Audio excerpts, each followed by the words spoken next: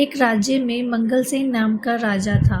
उसकी 2 रानियां थीं, उम्नी और दुम्नी। राजा की छोटी रानी बहुत सुंदर और घमंडी थी, वहीं पर बड़ी रानी बहुत शांत और उदार स्वभाव की थी।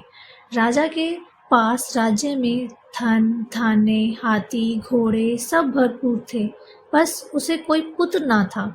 इस बात से वह बहुत दुखी भी रहता था। एक बार वह वन में शिकार करने गया और उसने वहां कुछ स्त्रियों को पेड़ के नीचे पीले धागे बांधकर पूजा करते हुए देखा। यह देखकर राजा से रहा नहीं गया और उनके पास जाकर उनसे पूछा कि ये आप क्या कर रही हैं। तो उन स्त्रियों ने बताया कि ये महालक्ष्मी व्रत के धागे हैं। इस व्रत को करने से मनुष्य की हर मनोकामना पूर्ण हो जाती है, धन, वैभव, संतान, सुख की प्राप्ति होती है। ऐसा सुन राजा ने उन स्त्रियों से वह धागे मांगे और उस व्रत के विधि बताने का आग्रह किया। स्त्रियों ने व्रत की विधि बताते हुए वह धागे राजा को दे दिए। वह लेकर राजा अपने राज्य में आया और उसने दोनों रानियों को व्रत की विधि बताते हुए वो धागे दे दिए और कहा कि आप दोनों भी इस व्रत को श्रद्धा भाव से कीजिए। ऐसा कहकर राजा वहां से चला गया। राजा के जाते ही छोटी रानी उन धागों को देखकर कहती है कि ये धागे तो मेरी सोने की चूड़ियों, कंगनों के साथ अच्छे नहीं लगेंगे, और उन्हें अपने कक्ष की बनी खिड़की, जो कि घोड़े के अस्तबल की ओर खुलती थी, वहां फेंक देती है। और दूसरी जगह बड़ी रानी उन धागों को अपनी कलाई पे बांधकर पूरे श्रद्धा भाव से वह व्रत रखती है। तभी अस्तबल में नौकरानी सफाई करने आती है। धागों को नीचे गिरा देखकर वह समझ जाती है कि ये तो माँ लक्ष्मी व्रत के धागे हैं। वह उन धागों को उठाती है, सिर माथे लगाकर उन्हें अपनी कलाई पर बांधकर पूरे श्रद्धा भाव से वह व्रत रखती है। और उसी समय राजा को भी स्वप्न आता है कि अपनी इस छोटी रानी को तुम राज्य से निकाल दो, वरना तुम्हारे राज्य का सर्वनाश हो जाएगा। सुबह होते ही राजा छोटी रानी को देश निकाला दे देता है। वह दर बदर भटकते हुए, ठोकरे खाते हुए जंगल की एक कुटिया में पहुंचती है। वह कुटिया बहुत खाली होती है, तो वहां पर वह जाकर विश्राम करने लगती है।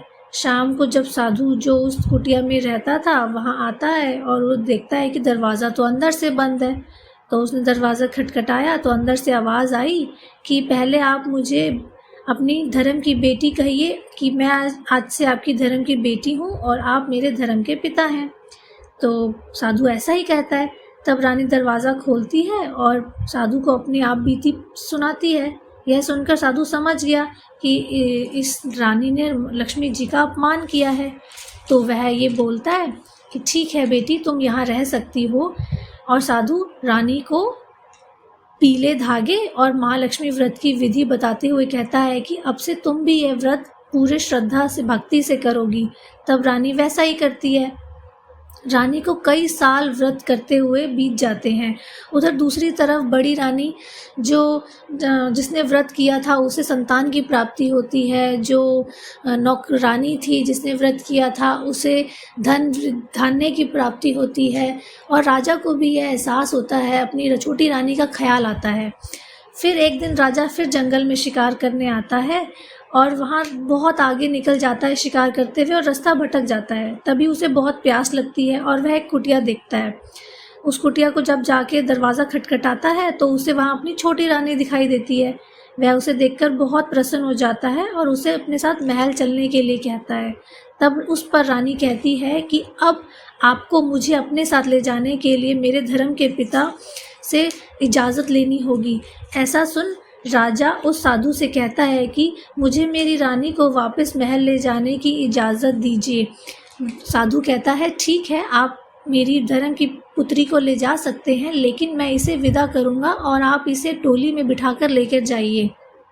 अगले दिन राजा डोली बनाकर लेकर आता है और साधु अपनी पुत्री को विदा करते वक्त एक दही की हांडी और कुछ फूल देता है और कहता है कि अगर रास्ते में इस दही की हांडी से दही छलक कर गिर जाए और फूल सूख जाए तो समझ जाना कि मेरी मृत्यु हो गई है।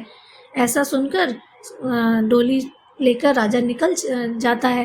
रास्ते में जैसे ही नदी पार करते हैं, नदी पार करते ही दही से हांडी निकलकर छलक कर गिर जाती है और फूल मुरझा जाते हैं। इस पर रानी ज़ोर ज़ोर से रोने लगती है।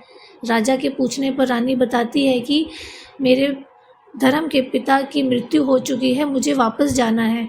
तो राजा बोलता है कि डोली अभी महल भी नहीं पहुंची है, डोली को वापस नहीं ले जा सकते। रानी के बार बार जिद करने पर राजा डोली को वापस ले जाकर कुटिया में रखता है। तब वहाँ रानी देखती है कि जो साधु थे वो तो बिल्कुल ठीक हैं, जीवित हैं। तो उनसे आकर पूछती है कि आपने तो कहा था कि दही के गिरते ही और फूल के मुरझाते ही आपकी मृत्यु हो जाएगी। इस पर साधु कहते हैं कि पुत्री, मैं तुम्हारी परीक्षा ले रहा था कि इतने समय जो तुम मेरे साथ रही मेरी पुत्री बनकर, उसका तुम कैसे मान रखती हो। यह कहकर साधु ने उसे आशीर्वाद देते हुए कहा कि जाओ पुत्री, महालक्ष्मी जी की कृपा तुम पर अब बनी रहे, संसार के सारे सुख समृद्धि तुम्हारी झोली में बने रहें। इसी के साथ महालक्ष्मी माता की जय।